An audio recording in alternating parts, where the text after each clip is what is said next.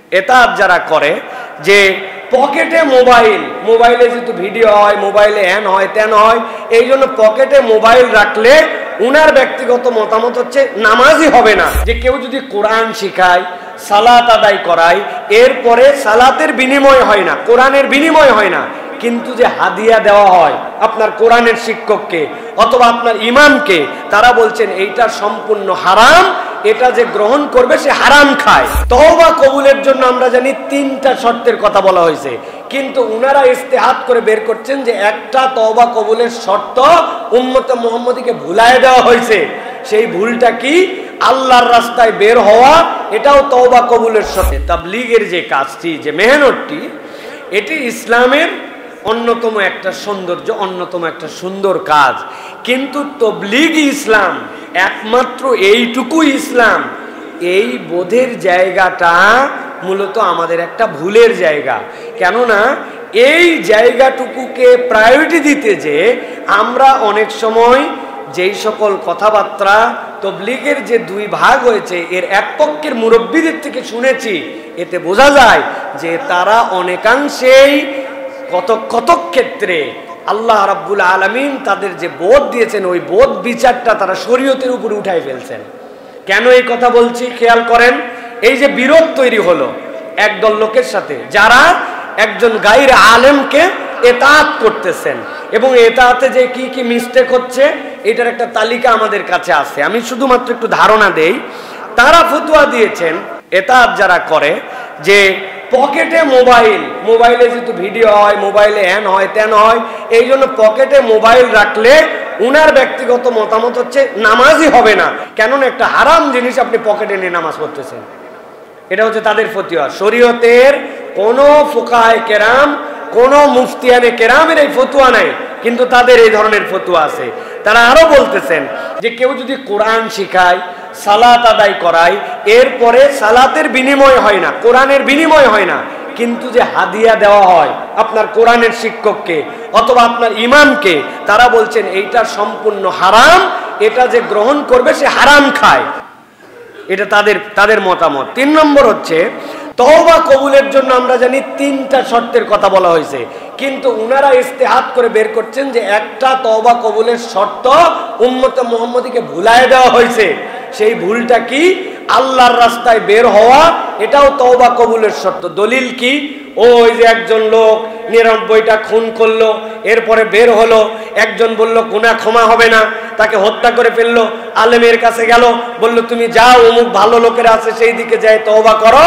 আল্লাহ রাব্বুল আমিন এই বের হওয়ার কারণে তার তওবা কবুল করলেন, জান্নাতের দিকে তার পথ আগায় দিলেন। ওইটাকে দলিল বানায়, ওইটা নাকি 4র্থ শর্ত। অথচ সাহাবায়ে কেরাম থেকে শুরু করে নবী করিম সাল্লাল্লাহু আলাইহি সাল্লাম থেকে শুরু করে ওইটা একটা বিশেষ প্রেক্ষাপটে নবী করিম সাল্লাল্লাহু আলাইহি সাল্লাম ফজিলত বর্ণনা করছেন, কিন্তু তওবা কবুলের শর্ত এটা করেন নাই। একজন অসুস্থ মানুষ যে হয়তো কখনো এরকম কথা বেরই হতে পারলো না, কিন্তু আল্লাহর কাছে ঘরে বসে যদি হাসপাতালে এসে তওবা করতে চায়, তাহলে বোঝা যাবে তার তওবা কবুল হবে না। এই সকল বিভ্রান্তিকর কথা তাদের মধ্যে বহু বেরিয়েছে। এছাড়াও তারা বলেছেন কোরআন বুঝে পড়া ওয়াজিব, কোরআন না বুঝে পড়লে ওয়াজিব লঙ্ঘন হবে, বাকি পড়ার উপকার হবে না। এখন বলেন তো ভাই, দুনিয়ার সকলে তো কোরআন বুঝে পড়তে পারবে না, তাহলে না বুঝে পড়লেই কি সে ওয়াজিব লঙ্ঘনকারী হবে? সে কি হারামের মধ্যে নিমজ্জিত হবে? এই ধরনের বিভ্রান্তিকর কথাবার্তা তাদের মধ্যে থেকে আসছে। এবং তাদের বক্তব্য হচ্ছে যে দিন একমাত্র শিখতে হবে মসজিদ থেকে, মাদ্রাসা থেকেও দিন শেখা যাবে না, সেখান থেকে নানান কিছু শেখা যেতে পারে, কিন্তু দিন শেখার একমাত্র জায়গায় হচ্ছে মসজিদ। এই জন্য মসজিদের বাইরে যে সকল মাদ্রাসা বা অন্য কোথাও দিন শেখা হয়, এগুলো প্রকৃত দিন শেখা হয় না।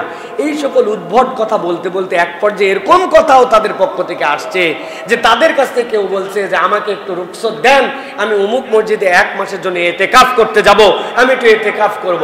বলা হয়েছে যে বেটা এতদিন পর্যন্ত দিনই বুঝলি না, তুই যে বের হয়েছিস সময় লাগানোর জন্য, এটাই তো চলমান এতেকাফ হচ্ছে। অথচ আল্লাহ রাব্বুল আমিন মসজিদে হারাম, মসজিদে নববী, আল্লাহর জন্য জামে মসজিদে কেউ এতেকাফ যদি করে, এই এতেকাফের আলাদা ফজিলত বর্ণনা করছেন।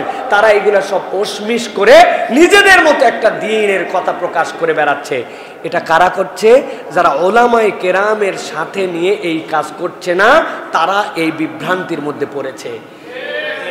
এই জন্য আমরা বলবো প্রিয় ভাইরা, তবলিগ নিয়ে আসলে কোনো বিভ্রান্তি নাই, বরং যেই সকল মানুষ বুঝতেছে না, তাদেরকে অনুসরণ করতেছে, তাদেরকে এই সকল কথার থেকে রুজু করতে বলার পরেও তারা ইনিয়ে বিনিয়ে উল্টাপাল্টা কথা বলে।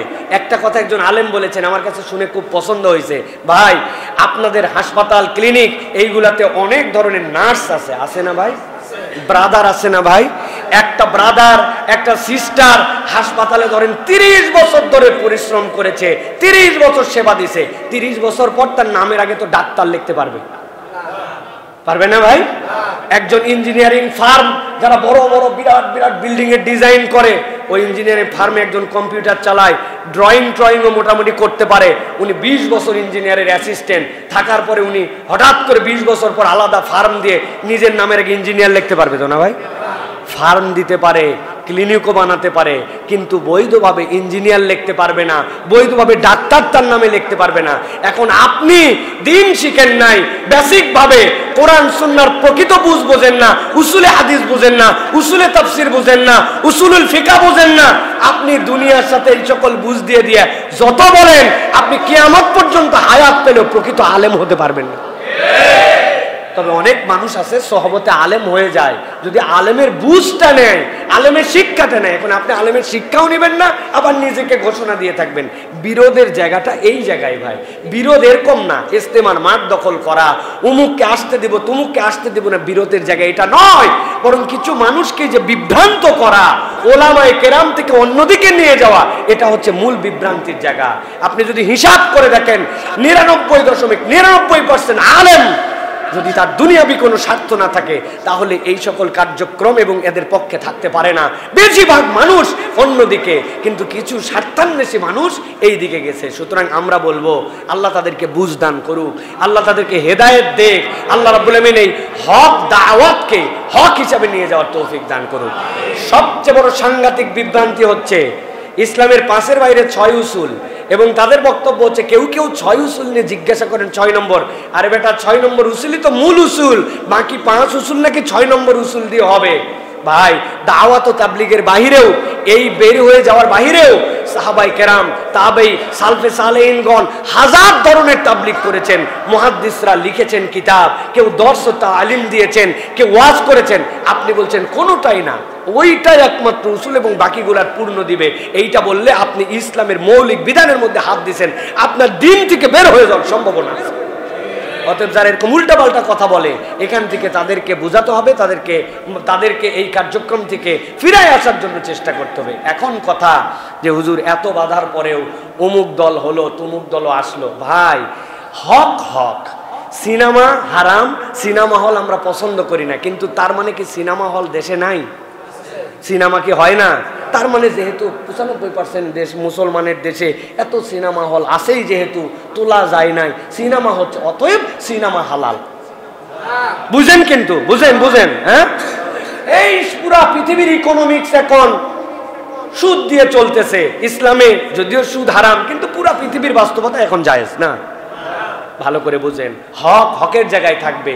তারা তবলিগের আগের পক্ষে করুক, পরের পক্ষে বলুক, দেশে আসতে পারুক না পারুক, বাতিল বাতিল, হক হক। স্পষ্ট কথা এটা, আল্লাহ আমাদেরকে বোঝার তৌফিক দান করেন।